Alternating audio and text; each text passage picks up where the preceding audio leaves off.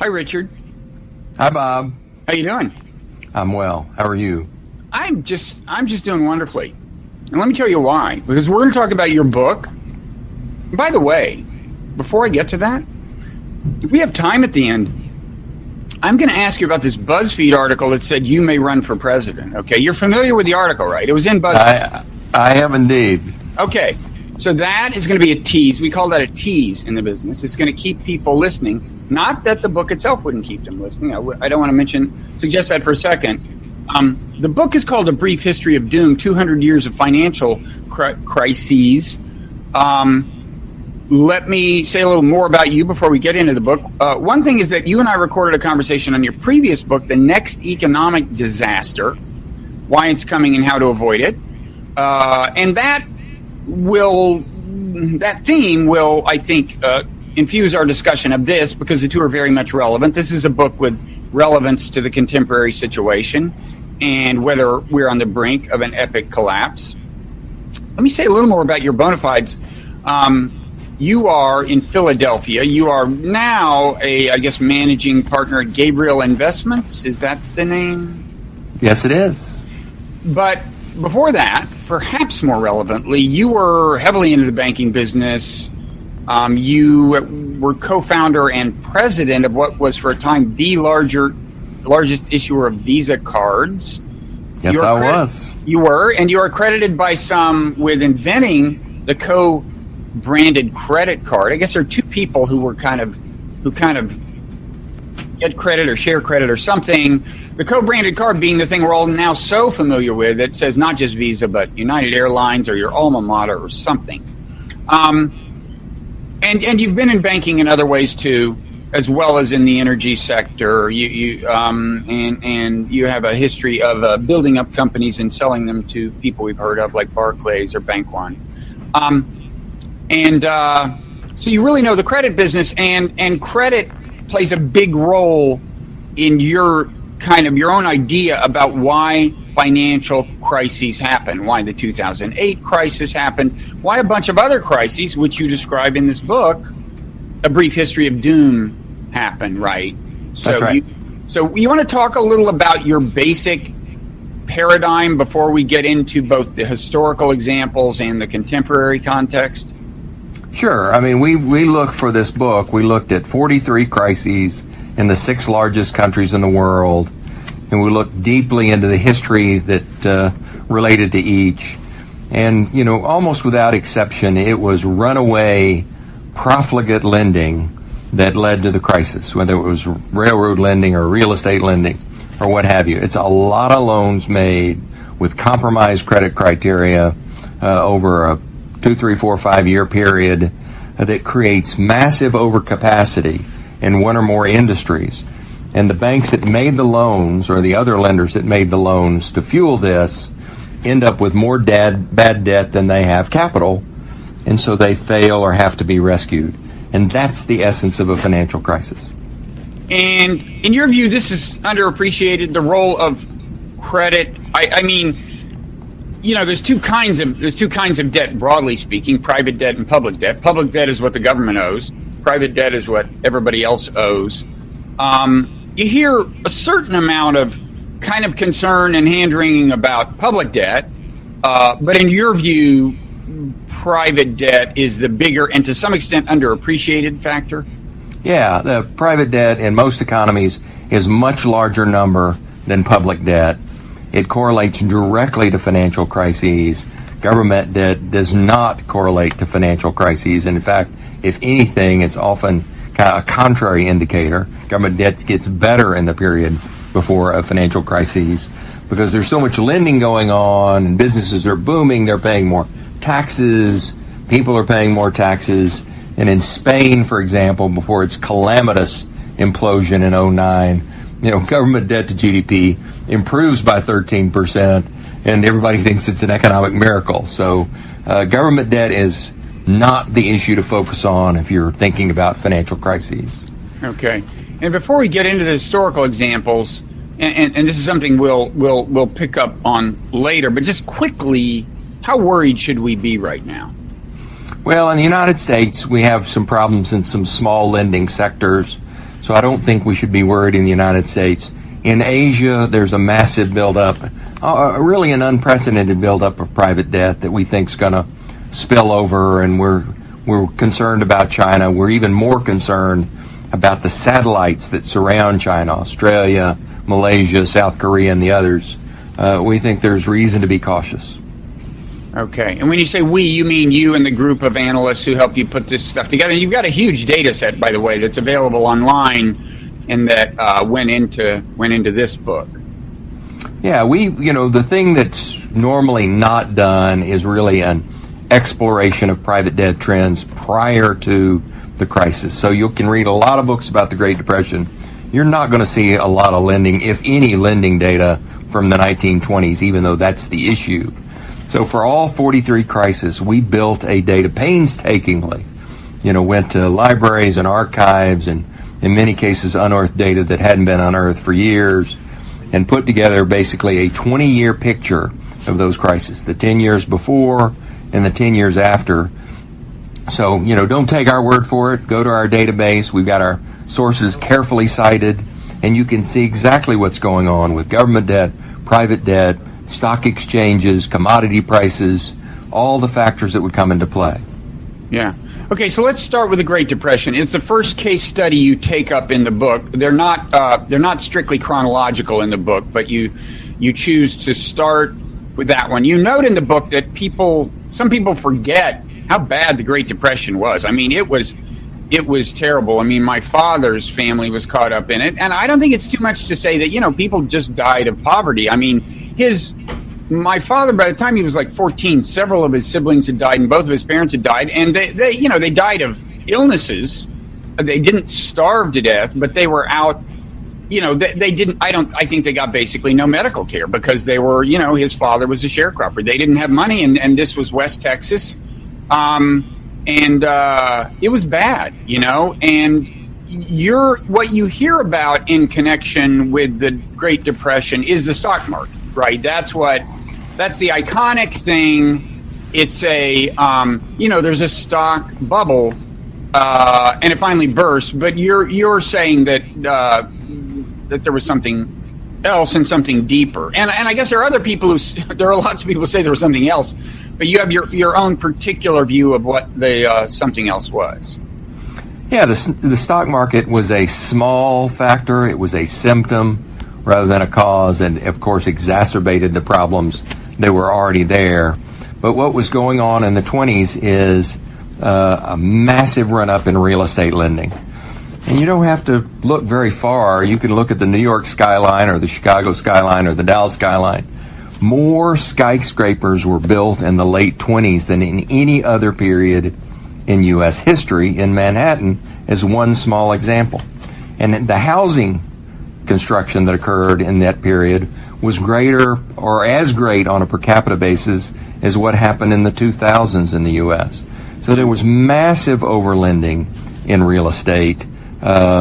You also had two other areas where you had overlending. One of those, interestingly, was the utility industry. It was the go-go, internet-ish business of its day, and it was dominated by a CEO named Samuel Insull, whom we now know as the little man in the Monopoly game, by the way. Is that right?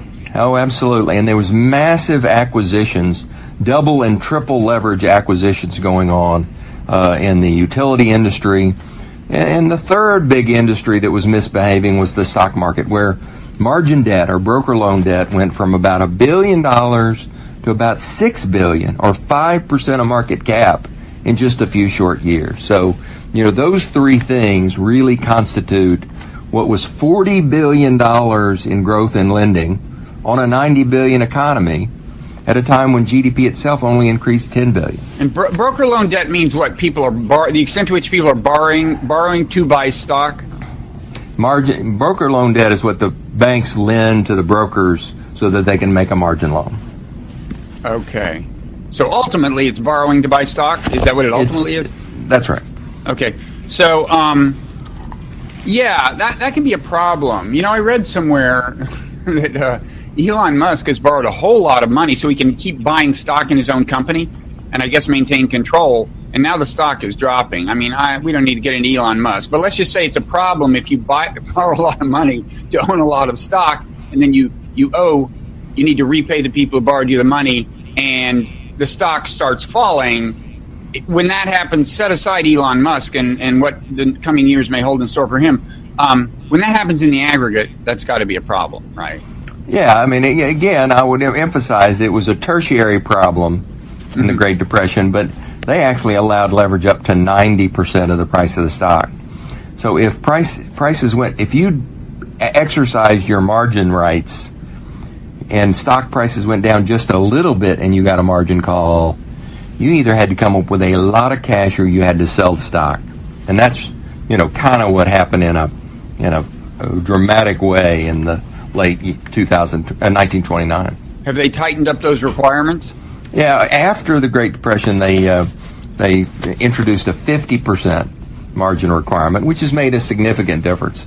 Except, interestingly, in the 80s, when the Fed tried to apply that 50% margin rule to the leverage buyouts that were occurring, the Fed, egged on by the Reagan administration, did not allow it to be applied, or we would have had a lot less junk bond problems. Huh.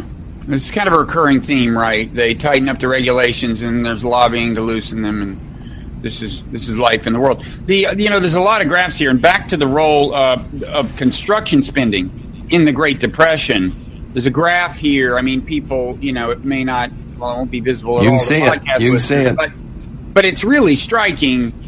People can see who are watching on video just how big that hump is. I mean, between the total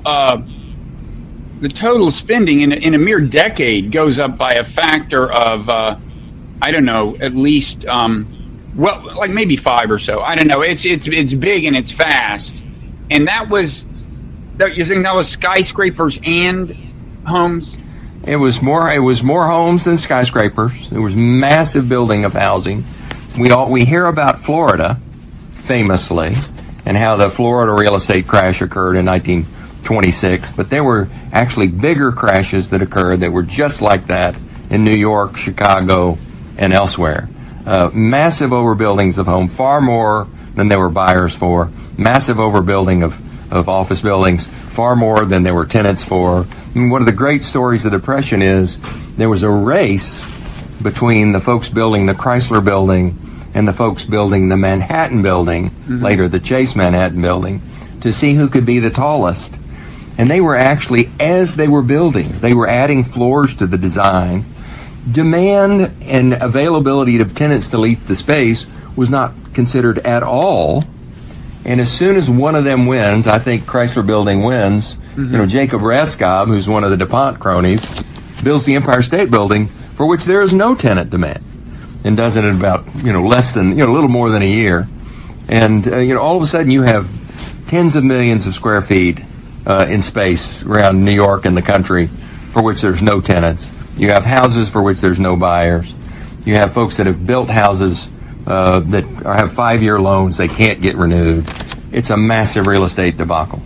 So what exactly is driving this? I mean, with the most recent real estate crash of 2008, it seems like there were a couple of things. Lenders were just getting completely lax, asking for 5% down instead of the traditional 20 down payment, and not doing their due diligence on the buyers, and not asking, well, what happens if they get into a little trouble, or the economy gets into a little trouble. That in turn spawned a whole industry of house flippers, right? People who would just buy the houses and then sell them at a big markup in 18 months later, and so on. Was there something comparable going on in? Absolutely. There was absolutely something comparable going on. There's a quote in the book about real estate developers who buy a building, jack up the rents, sell it for a higher price on the same day. So the kind of flipping we have seen in the 80s and the 2000s was rampant in the 20s as well. And lenders were being irresponsible? Lenders, of course, were excited because they saw loan growth. And in the early phase of a boom, when you make a real estate loan, you increase demand in the real estate market and prices go up. So, in 2003 or in 1925, as you're making these loans, your collateral gets more valuable. Now, it doesn't occur to you that's because you are making the loans that the collateral is getting more valuable. Well, that gives you confidence to make yet more loans. Your stock price goes up. The market cap of the banking industry in the 20s gets to be the largest of any sector. Your stock price goes up. You get a bigger bonus. You get a promotion. You get your picture on the cover of a magazine. So you do more and more and more of it. And there's some point where you're building far more capacity than there is demand. And that's where you enter kind of the danger zone. Right. So it's a positive feedback system. The more they loan, the more stuff gets built. The hotter the market gets, the more they want to loan. And then I think there's like a second problem, right, which is the inflation of the assets disguises the problem in the sense that, if you say, wait, shouldn't we be concerned about the rapid growth in the purchase of this particular asset, real estate, and the lending to support it? They say, no, look at the people who own the real estate. Their net worth is totally solid, but the only reason their net worth is solid is because you're counting the inflated value, right, of the real estate asset, and you're balancing that against the money they owe to pay for it. And like nobody says, well, okay, but what if things start heading in the other direction, right? That's right. That's exactly right. And as soon as lenders stop lending is when house prices start going down. This was 2006, by the way, for the most recent crisis. The prices went up through 05 and early 06. Lenders start getting worried. The funders of lenders start getting worried. They pull back on lending. Prices start to decline. And the problems, the chickens come home to roost in 07 and 08. So, the same exact thing happens in the Great Depression. Prices go up at first. At the point lenders get scared, prices start to come down. And they get scared for a reason. There aren't tenants to fill the buildings. And by the way, one of the great facts is that consumer net worth, as the Fed reports it, which is all consumer debt on one side, and consumer assets, which is primarily real estate and stocks, if you dig into the Fed report. Well, stocks were up because the stock market was about to hit a record high. Real estate valuations are high for the very reason you just said. So consumer net worth was at a record high in the summer of 07, even though their debt was at a record high.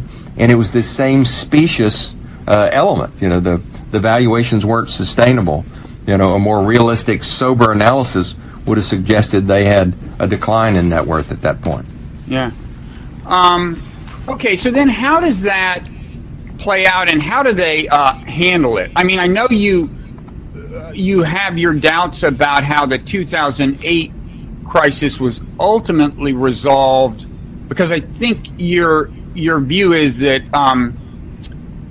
there was too much bailout of lenders relative to borrowers. Is that fair to say in the case of 2008? Yeah, I mean, you could have, obviously we muddle through. But if you'd wanted a more robust recovery, and if you'd wanted to avoid electing Donald Trump, you would have gone in to help consumers in 2009 and 2010 and 2011. And except for trivial programs that only changed a few thousand loans, we didn't go and help consumers. And at that time, there were roughly 55 million mortgages out there. And I can't remember the exact number, it's in the book, but I'm going to guess, 12, 13 million of those mortgages were significantly underwater, which means, probably 20% more or more underwater. You could have enacted a program. We did this a couple of times back in the 80s for other industries where we could have given the banks forbearance and given them, in effect, room to go renegotiate with the borrower in principal reduction. That wasn't considered. It was considered and rejected, should I say, it would have made a profound difference in the trajectory of the recovery and the state of consumers today, which, by the way, is still not particularly good. So you think that the standard kind of progressive critique or of the way the bailout was handled under Obama is that I guess it was almost entirely under Obama, even though the crisis began under Bush, right? The structure of the bailout. I mean, you tell me, what was the structure of the bailout more a function of Obama policy or of Bush policy? Well, you had a lot of actors from the Bush years who got to keep their jobs during this crisis remediation period. So Geithner and Hank Paul and others. I'd give equal credit to both sides. But it is it's a typical response that's save the large institutions, and that's what we did. The only quibble. I'm sorry. Go ahead. Well, they're better at lobbying than the grassroots is. I mean, they have more power. That's right. But what you're saying is I don't hear this all that often. Is that decision, which has been criticized, certainly the extent to which the bailout focused on the big lenders has been criticized. I haven't heard that many people say what I think you're saying, which is that had there been a more enlightened approach, Donald Trump probably wouldn't have been elected president, because I gather you're saying there would have been less suffering in the heartland, in those kind of swing states that went for Trump. The person who first espoused the theory I just said is Steve Bannon himself. Said it's the Great Recession gave us Donald Trump. But you're saying the way it was handled, more specifically, even given the recession, Trump could have been avoided with a more enlightened approach to recovery.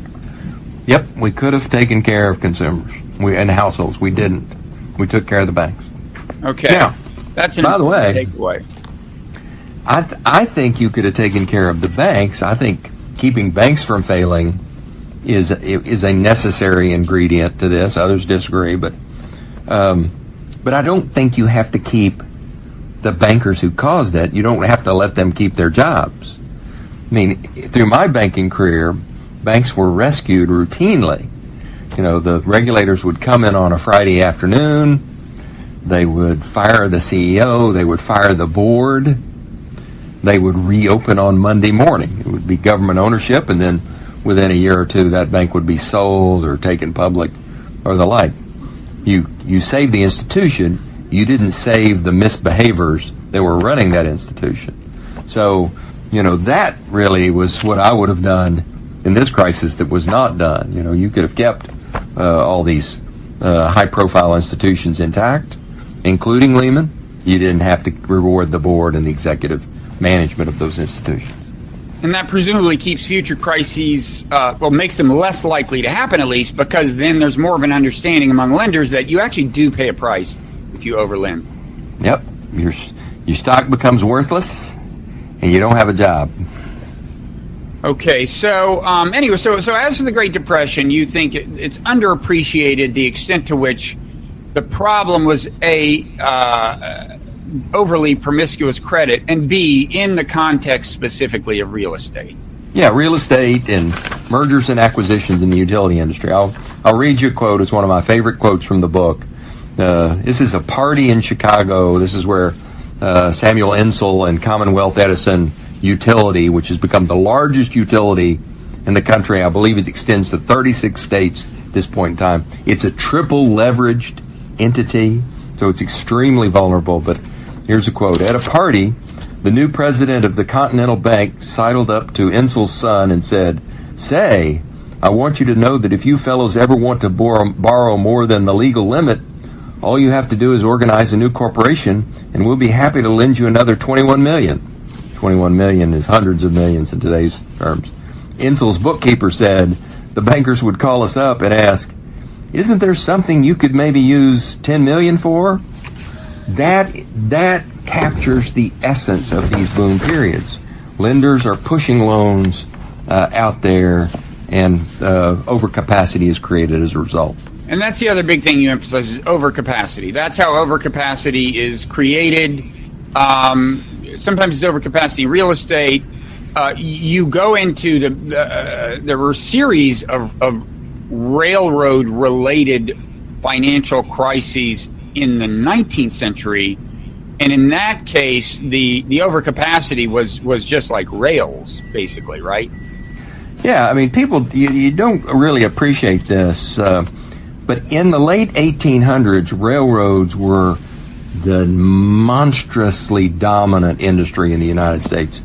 Collectively, they accounted for 60% of the market cap of the New York Stock Exchange. Yeah. There's no industry today that's more than 20% of the market cap of the NYSE.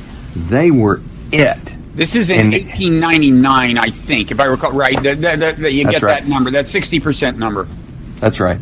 And railroads are really the dominant industry from the 1840s to about 1910 or 20 when automobiles start to encroach. So they are the industry, and they overexpand repeatedly. And it is really the Wild West. You'll have 25 different railroad lines coming into Chicago as one example. And they overbuild capacity. There's a crisis. They lick their wounds for a few years, and then it all happens once again. So this just keeps happening. I mean, in that industry, it keeps happening, right? There's in the 19th century alone, like how many cases of this happening to some extent are there? Overlanding, overcapacity, and some degree of like a crash. The railroad crises that happen in the United States alone are in 1857 is the first big one, 1873 the Jay Cooke crisis, 1884, 1893, and the last one is 1907. So it happens. And how widely felt are the consequences? Well, the consequences create, anywhere from 5 to 10 years of depression in their wake. The 1870s is considered the long depression. It ruins the second term of U.S. Grant's presidency, as one example. A lot of presidents get caught in the crossfire of these calamities. Martin Van Buren, Ulysses Grant, Grover Cleveland, George Bush the first, George Bush the second. It's damaging, but it is intense.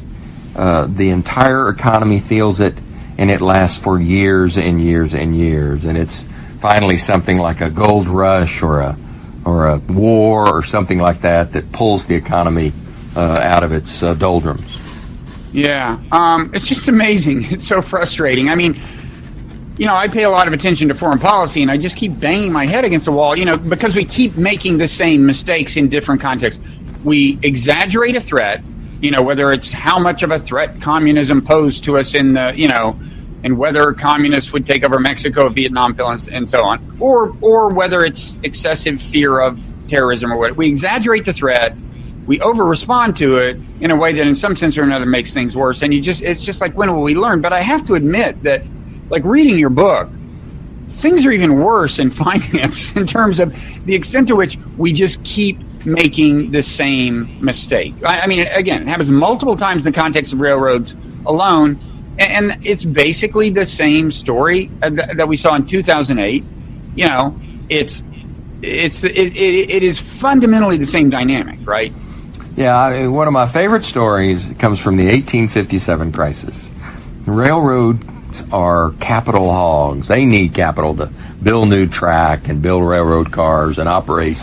They're constantly trying to raise new capital. They're not profitable because they've got more capacity than there are passengers. So they're having to come up with innovative ways to raise capital. So some folks in Wisconsin come up with this bright idea. Let's sell preferred stock in our railroads to farmers whose farms are on the right-of-way. We'll go to the farmers. They don't have money to buy our preferred stock. We'll arrange a bank to make a loan to them. We'll provide the valuation or the estimate on how much of a loan we can make. We'll require no money down, which of course is reminiscent of the 2000s. The coupon that we pay on the preferred stock will be greater than the interest they owe on their loan. So from the farmer's standpoint, it's a no-lose deal, no money down. Coupon interest he gets is more than he pays on his loans. He owns land that goes up. He owns stock that goes up. The only thing is he has to pledge his farm as collateral for the loan. So, of course, the railroads can't sustain payment of the preferred dividend. So within a couple of years, they stop paying the dividend. The farmer can't pay the loan. The bank repossesses the farm. This is a financial crisis.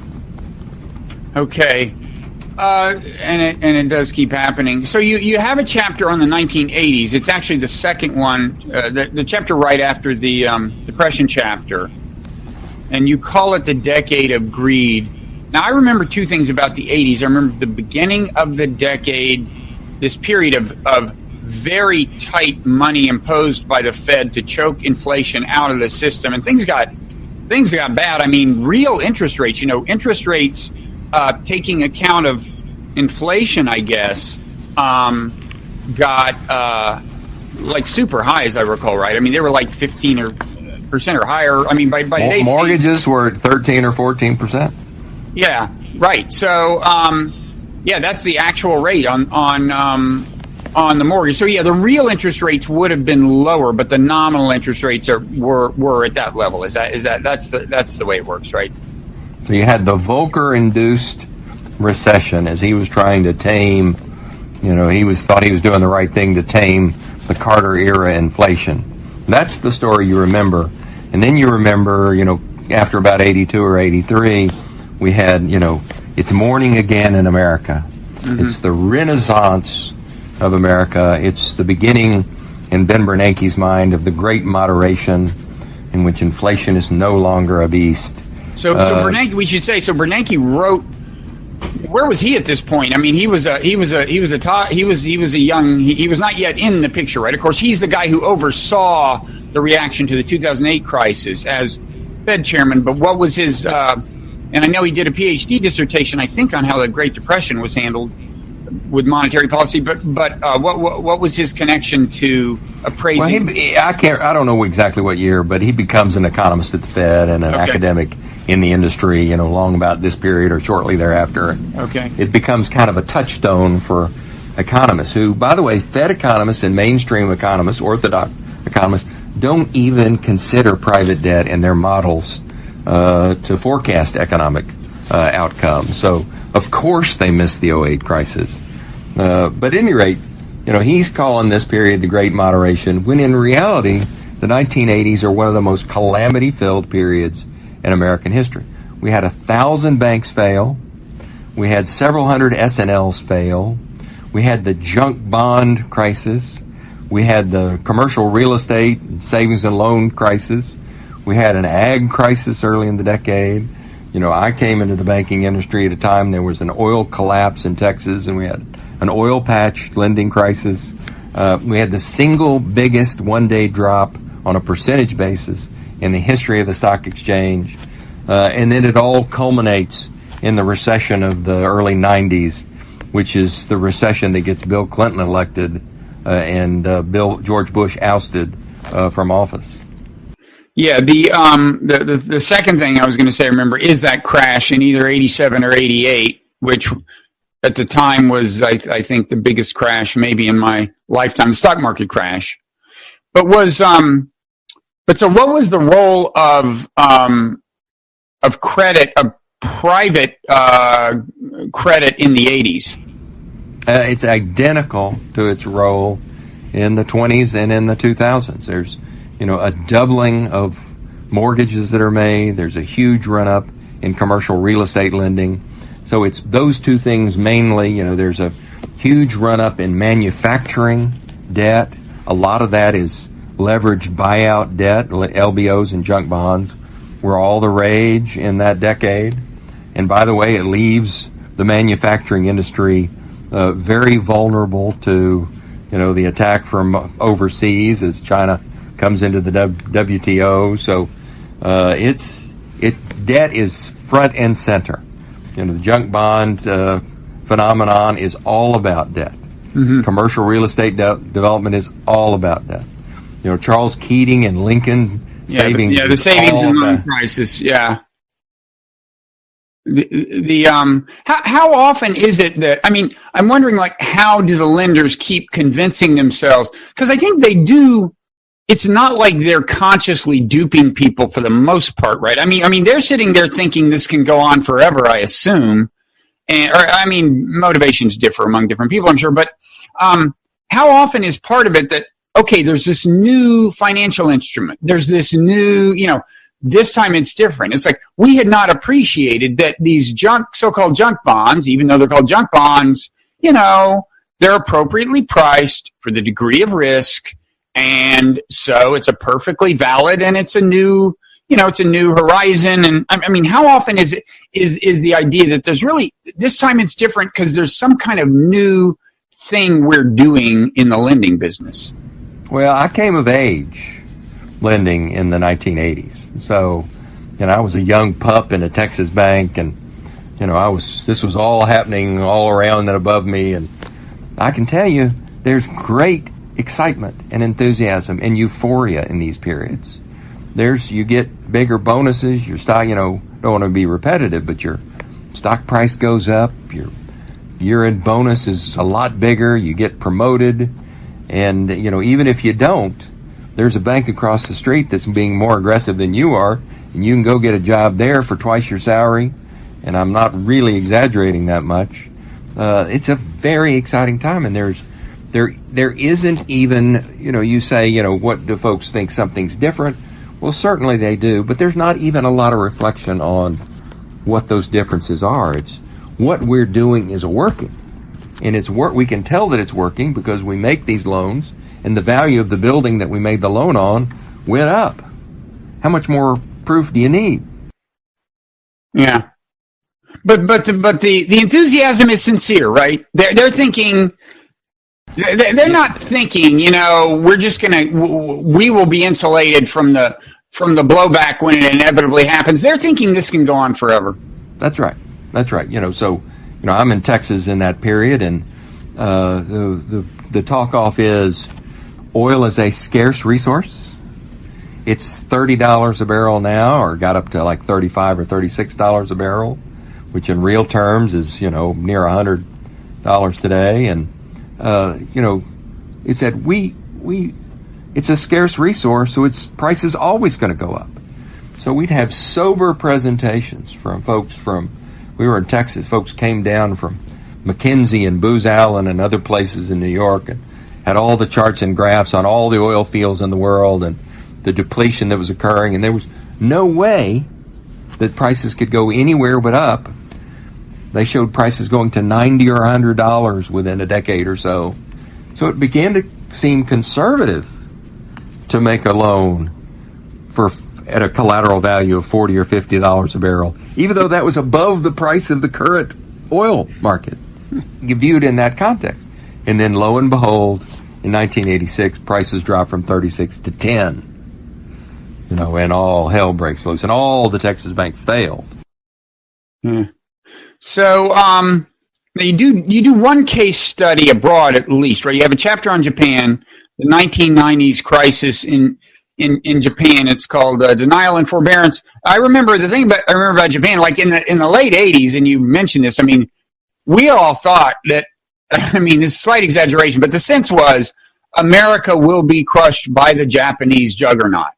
These guys, they figured something out, and they also have not just in the sense that they were genuinely good at building cars. I mean, they built cars that had a lower failure rate that lasted longer than American cars had done. So they had that going for them.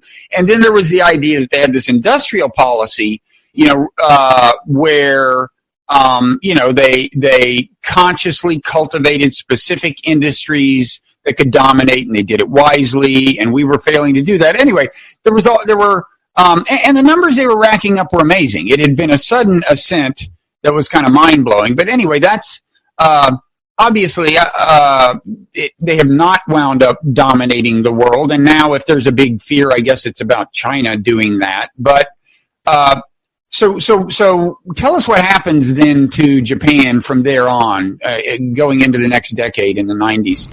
Yeah, it was amazing because Japan became 18% of world GDP. I think they're currently like 7% world GDP. So they, it wasn't just myth. They, if you measured on, their GDP to world GDP, they were a close second to the United States for a brief period of time. And the market cap of their banks became such that by market cap, the 4 or 5 or 6 largest banks in the world were Japanese banks. And, it looked that way. Folks were the U.S. Parents were sending their kids to school to learn Japanese. So, in retrospect, seems pretty silly. But what they had done, and by the way, they were buying, it was very, a great, and a kind of an explosion onto the media scene in the United States when they bought Rockefeller Center and they bought Pebble Beach Golf Course and all these icons of American wealth. And, that was it. That was the proof positive that they were going to take over the world. Well, they were doing this through debt. And when they bought these things, they were overpaying for them massively. And there was never a chance that they were going to be able to repay those loans. Who was lending? Was it Japanese banks or American banks who were lending them? It was, Americans were doing their own profligate lending in that exact same period. So you had these two crises on the opposite sides of the world that were happening in a similar time frame. And but it was Japanese banks. It was Daiichi Kongo Bank and all these others, and they were buying U.S. banks. I think they bought enough California banks where Japanese-owned banks constituted like 12% of all the banking in California. Mm-hmm. They built Heller Financial, which was a national consumer finance business and commercial finance business. They owned probably half of Hawaii. They were building luxury hotels. And, as much as we think about cars from a dollar standpoint or a yen standpoint was a small part of the problem. It was lots of commercial real estate, and to a slightly lesser extent, a lot of housing. And it was buildings that would never be filled, and it was massive overcapacity. And and property prices collapsed in 1981. The stock market, the Nikkei and the real estate market collapsed in 1991 and 92. But then something happens. And that is the regulators look the other way. So you don't fail as a bank as long as your regulator gives you what we call forbearance. And they start coming up with all sorts of tax rules and this and that and the other to help prop things up. They end up, passing laws that make deposit insurance even more expansive than it had previously been. And the industry limps along for another 5 or 6 years. It's not till 98 that finally they can no longer pretend, and they have to massively recapitalize the industry. So it's how the government and the regulators react makes a huge difference in the way a crisis unfolds. In the Great Depression, the regulators and the government are hard asses, and things collapse viciously.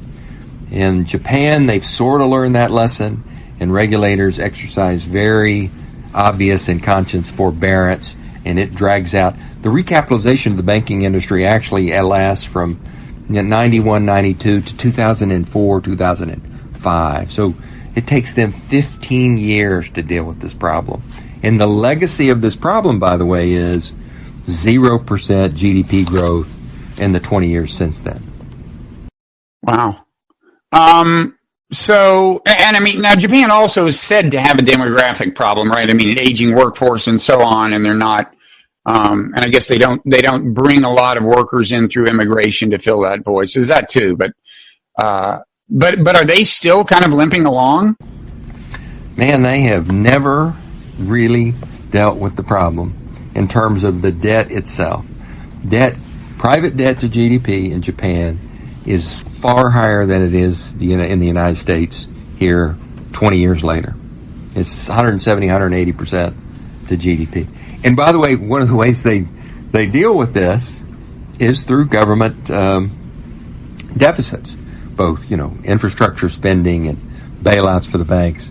So Japan's government debt to GDP goes from 70, 80% of GDP to the current number, which I believe is 240% of GDP. So China's kind of the guy. If you want to peek into the future, look at Japan. So Japan's past is China's future.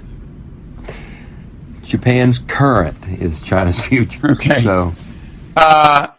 So that's alarming. Now, you said at the beginning when I asked you about this, China should worry. America has issues, but isn't in nearly as much trouble. Is your view that the degree of interconnection among nations in the global economy is not so deep that there's going to be a kind of contagion effect when what, in your view, is inevitable happens? That is to say, we do see an Asia crash? Yeah. You got a contagion is this word that has this almost biological connotation, and it's you can catch the flu by standing next to somebody else who has the flu. In this case, it's the analogy doesn't really hold. If the country next to you was misbehaving and you weren't, your institutions weren't overlending, you may see a slowdown. You're not going to see a crisis, and we see that. So, I think China's misbehavior is to the extreme. I think there's going to be a lot of consequences for that. In the sense of excessive lending, not which is different from the thing that Trump complains of, the kind of thing Trump complains about. But you're talking about the excessive lending. That's right. I mean, there's 50 million empty homes in China. That's almost as many homes as there are in the United States. So, that's a lot of empty homes. By the way, China is different in how it deals with crises, and it's very important to know. So, one extreme is the Great Depression, where the U.S. government is just a total hard ass, doesn't come to the bank's assistance, the calamity ensues, we get a Great Depression. The U.S. in 08 and Japan in 98, there's forbearance and assistance, and they help soften the blow considerably. China in 99 has, and the Asia crisis went in 97, where Thailand and South Korea and several Indonesia and other countries have runaway private debt in the mid 1990s, culminates in a crash in 97. Well, China's misbehaving at the same time. Bad debt in China by 99. And China's way smaller as a percent of world GDP in 99. They've grown a lot in 20 years. But even at that time, they've done a lot of lending to grow from their entry into capitalism in the late 70s. Bad debt in the Chinese banks is estimated to be as high as 30 to 40% of loans outstanding. Let me put that in perspective. In a U.S. bank, if bad loans hit 3% of total loans, you got a big problem. Bad loans are 30+% of all loans in China's big four banks. What does the government do? First of all, the government, and this is in the 2 or 3 years after 99, the government allows these banks to, in essence, sell those loans to special purpose entities, called, bad banks, I guess we would call them, at par. So you sell your loan at par, you get paper back. And at par means what? Means at full value, as if the loan were good. So they set up these banks that are naive enough to, their mission is to be stupid enough to buy this stuff? Well, the government's going to prop those entities up. Right. So this is all accounting ledger domain, if you will. They allow these four banks, to sell to these four asset management companies, is what they're called. One for each, and they can convey them at par, take back paper and government subsidies. So their balance sheet's almost completely fixed with that one move. And then the government's responsibility is make sure these AMCs muddle along. And again, all they have to do is exercise forbearance. The other thing China's government does is take the deposits those four banks have on deposit at the PBOC, China's central bank. They reduce their reserve requirement from 13% to 9%. Frees up a ton of yuan, which the government reinvests in those 4 banks as equity. So in other words, the banks take their freed up reserves, change it to a loan, and the government takes that loan and puts it in the form of equity in those banks. Not a penny changes hands. It's all bookkeeping industries, and the capital of these banks doubles. So right now, these government policies basically have the effect of sustaining the bubble? They fix the problem through magic. Well, yeah, magically, but what they actually do is sustain the bubble. That's right. And by the way, yeah, at this point in time, something happens that is the best possible news for China. Because at that point in time, China's net exports are, let's call it 2% of GDP. You know, they're high, but ordinary high. Well, at that point in time, the West goes on a lending binge and starts importing tons more. And this is China. What year roughly you're talking about? The famous 2002 to 2006. So the West's debt boom fuels China's massive capacity for export. And China's exports to GDP go from 2% to 8 or 9% of GDP, which is an extraordinarily high number. And it heals all China's wounds. So we're lending them some of the money now after 2002? The West is? We aren't lending them, we're buying their stuff. Okay, buying their stuff. I see. So Americans on credit are buying Chinese stuff. Eureka. And then, so now we get up to today. I'm curious, what's your view of Trump's policy toward China? There's kind of 2 things. I mean, part of it is just, you could call it just hardball negotiating, and if it works out, fine. I mean, if it results in lower tariffs for everyone in the end, and China reforms its intellectual property issues, like that could be okay. There's the second part of what is nominally being done in the name of security, but right with Huawei, pushing around Huawei and stuff. But that may actually, part of that may actually be just a different way of putting trade pressure on them. I don't know. But anyway, what's your overall assessment of where our policy is with China right now? China's been smarter and more aggressive than us on trade matters for a long time now. And the U.S. hasn't just let China get away with stuff. The U.S. has actually given trade benefits to other countries for other reasons, political reasons primarily. But the U.S. has kind of been lenient on trade issues for quite some time in exchange for its ability to exercise dominion over the world. We all know that story. China's been smart about it. China's coming at us like a freight train. And, we remember in the 80s, we just talked about this, Japan took the automobile market from the U.S. Well, there's a number of industries that, in my mind, define the future. 5G, artificial intelligence, genetic engineering, electric vehicles, and some others, where China has been making massive targeted investments in advancing those industries.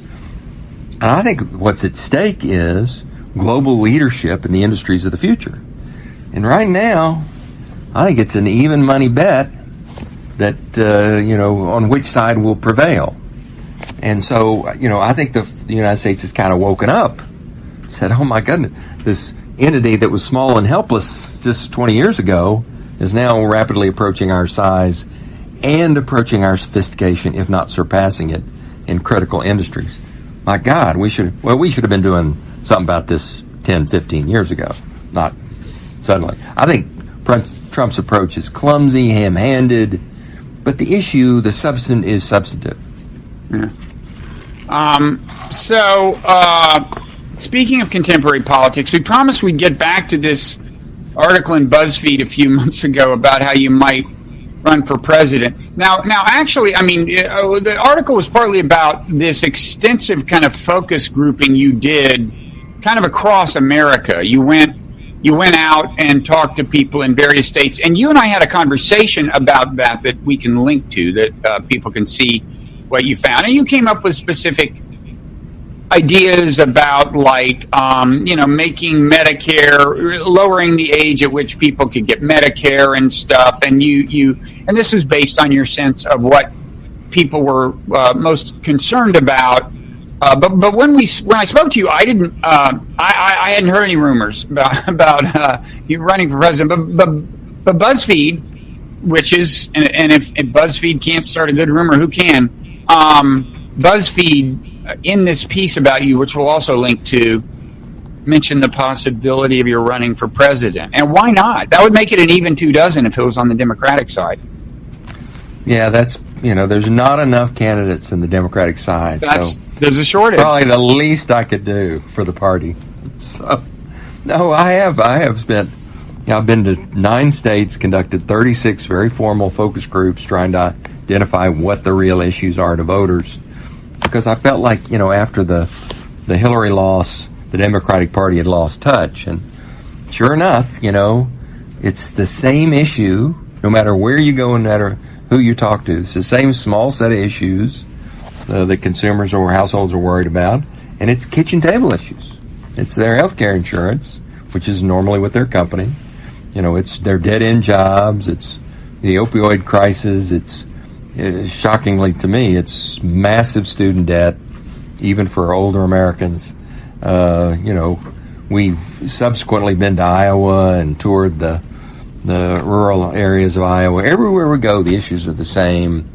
And to the extent the Democratic Party can focus on those, it's, I think, going to do, as it did, by the way, in the midterms, the 18 midterms, but does not seem necessarily to be as focused this time around. Biden's casting this as a morality play. The average American doesn't care whether it's a morality play or not. The average American's having a hard time paying their health care insurance, sending their kids to school. The average American just wants somebody not to take them for granted anymore. They don't care about Melania's heels.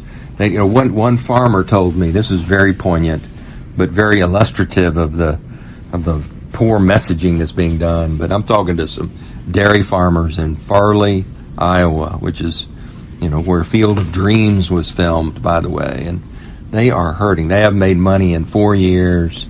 There's not any realistic prospects of making money anytime soon. There's open talk of suicide in this group. That's how dire it is. And one individual says, we're dying out here, and all the Democrats want to do is get Trump's tax returns. Mm-hmm. Yeah, they don't care about Trump's tax return. They need help.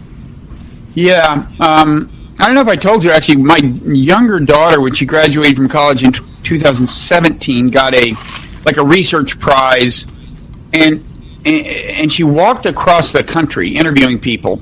And she's actually turning it into what's called found poetry, editing what they're saying down into poetry. But I walked with her for a week, from more or less from St. Louis to Columbia, Missouri, and it's definitely a different vibe. It would be good for everyone to do what you did and go out and. I'm not going to claim that I had extensive communication with people. But you very much see why when they turn on when they see what emanates from like New York and Hollywood in the way of like news commentary and entertainment and everything, the whole cultural / journalism channel, why a lot of them would think this is not coming from our world. Who are these people, right? I mean, yep. They're not in touch with our issues. Yep. They don't care about our issues. Yeah, which is a big grievance.